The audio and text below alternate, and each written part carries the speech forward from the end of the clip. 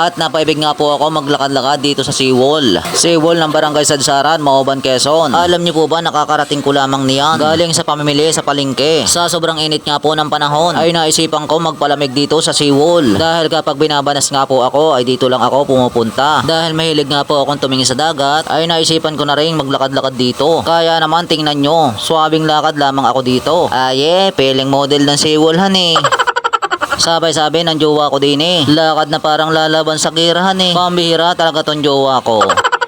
At habang naglalakad nga po ako ay nakita ko tong mga batang ito. Kaya naman po natuwa ako na maisama sila sa aking video. O diba ang ganda ng mga ngiti nila diyan. Ayun na nga at nagkabayan na sila dyan. Maraming salamat sa inyong lahat. Ayun na nga at habang kumakaway sila dyan ay kita sa mga mukha nila ang kanilang kasiyahan. At ang sabi pa nga ng iba dito, Kuya Vic, pinapanood ko ang mga video mo. Maraming salamat mga bunso ko. Teka, bakit kaya ako nagtatatakbo dito? Ano kaya ang nakita ko? Whoops, at umikot lang pala ako. Mahirap talaga kapag walang taga-video. Tingnan nyo naman at nagtinakbo pa ako dito. Ay hala sige, rampa na ulit. At para makita nyo kung gaano kagandang maglakad-lakad dito, mag-comment nga po kayo kung anong style ng paglalakad ko. Gawa ng yan po talaga ang natural na lakad ko. Abay, parang napakalaking tauhan eh. Pero isang dangkal naman ang bias ng binti ko din eh. At nagpasaway na naman ako, bahala kayo dyan.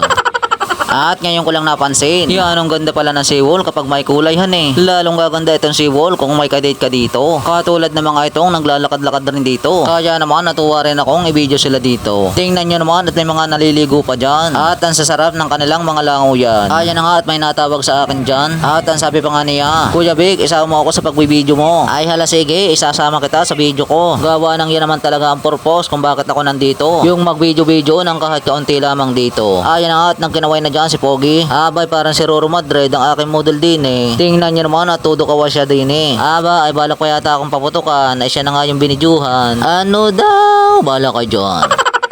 Teka, ano ko yung ginagawa ni Machete din eh? Ay, naghugas pala ng banyera niya eh. Ay, yan na nga pinakita ko na dyan, yung barkong yan. Bakit kaya hindi na nakaalis yung barkong yan dyan? Siguro ay puno ng karga na napakabigat yan. At nagusisa na naman ako, bahala kayo dyan.